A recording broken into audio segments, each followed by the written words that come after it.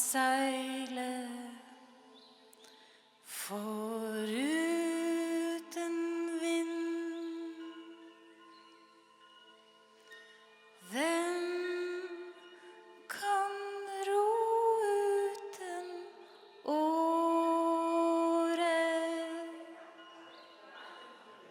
Hvem kan skilles fra vennen sin uten å felle tårer? Jeg kan seile foruten vind.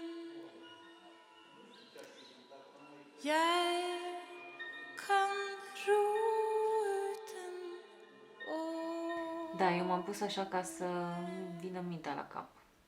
Da, nu se întâmplă nimic.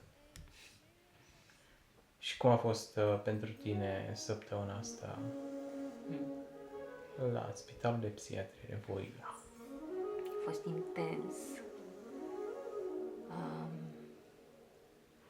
Am încercat să mă infuzez așa în fiecare întâlnire pe care am avut-o cu fiecare pacient, dar în același timp să pun și limite, pentru că simțeam la un moment dat că e prea mult și parcă îmi pierd stabilitatea, îmi pierd centrul și am oscilat între chestia asta de a empatiza și de a vedea omul dincolo de diagnostic și a fi un pic cu mine și a mă centra, a mă regăsi. Uite un zare. Zoare. Uite un avion. În care zare? Uite un avion. Unde? Indiferentă. Am scris într-o poezie de-a mea de-aseară, aud voci și le imortalizez în fragmente, pentru că m-am simțit murdară. Vreau să prind zâmbetul 34. Zâmbetul 34? Da. Vrei și o lacrimă? Și am tras un pic de mine să fac dimineața ritualurile care mă aduc foarte aproape de ceva foarte familiar, foarte personal, foarte acasă, să zicem. Ritualurile însemnând mișcare sub nuc și meditație și scris în jurnal. Și mi-a prins super bine să fiu așa tot timpul cu voi, să ne masăm, să râdem, să ne jucăm, să fim ghiduși și să contrabalansăm un pic informația grea care vine din spațiul în care suntem. Un cuvânt care ar descrie experiența asta. Îmi vine în minte nucă, pentru că mi se pare că e ceva care are mai multe straturi și se coace încet și în interior e foarte prețios, dar durează până când ajungi la miez, la esență. Ce iei cu tine și ce lași aici?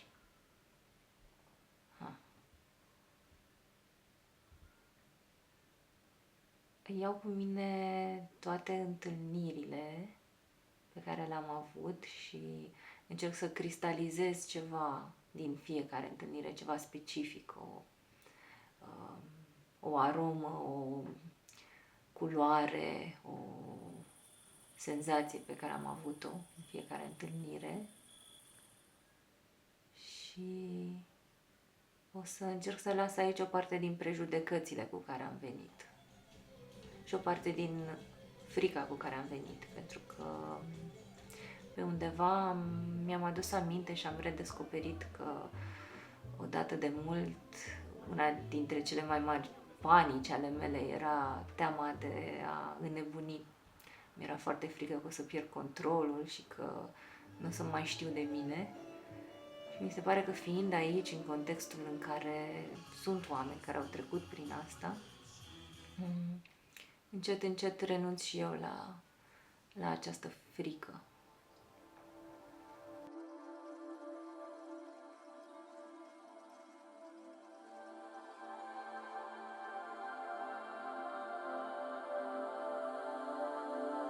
Cum a fost pentru tine săptămâna asta?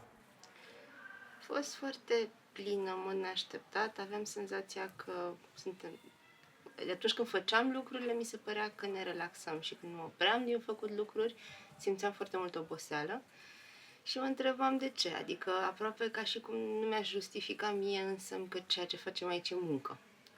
Și trebuia să-mi spună corpul, băi, vezi că ai magazinat mult și nici nu-ți dai seama ce. Cam așa aș zice că a fost. Cât pot să-mi dau seama acum, cât încă suntem aici.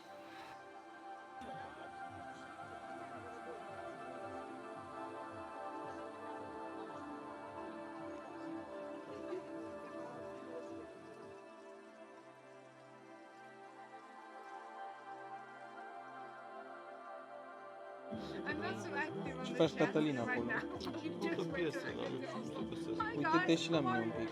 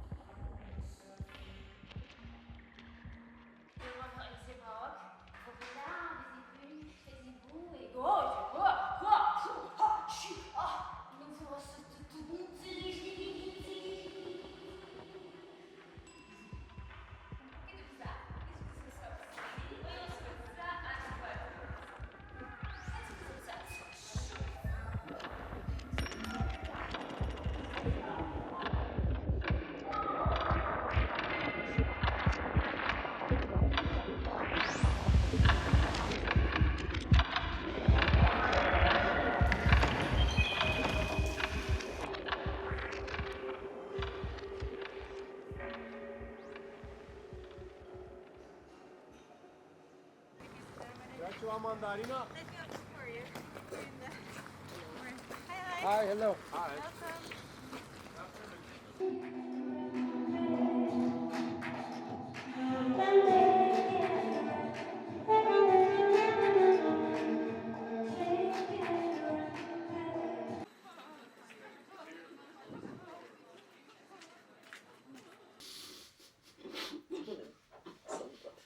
Bine, în prima parte de zi e plictisitor, știi cum începe la corporație. Te trezi dimineața, te duci acolo, nimeni n-are chef de muncă, ești la țigare cu fetele, și cu băieții. Am jucat în fotbal, de fapt, cu băieții. Eu am început pe clasa cu fotbal în ultima vreme.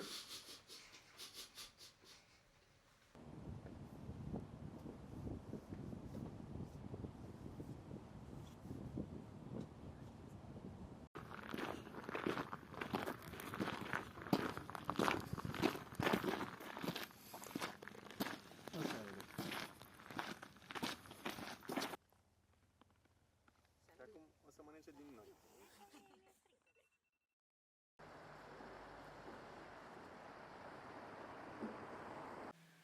So it's yeah, been doing that for a long time. I don't know.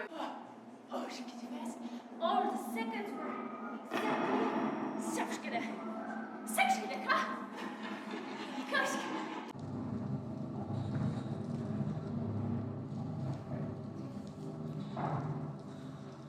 Argumentativeness, extreme argumentativeness. Am I capturing it?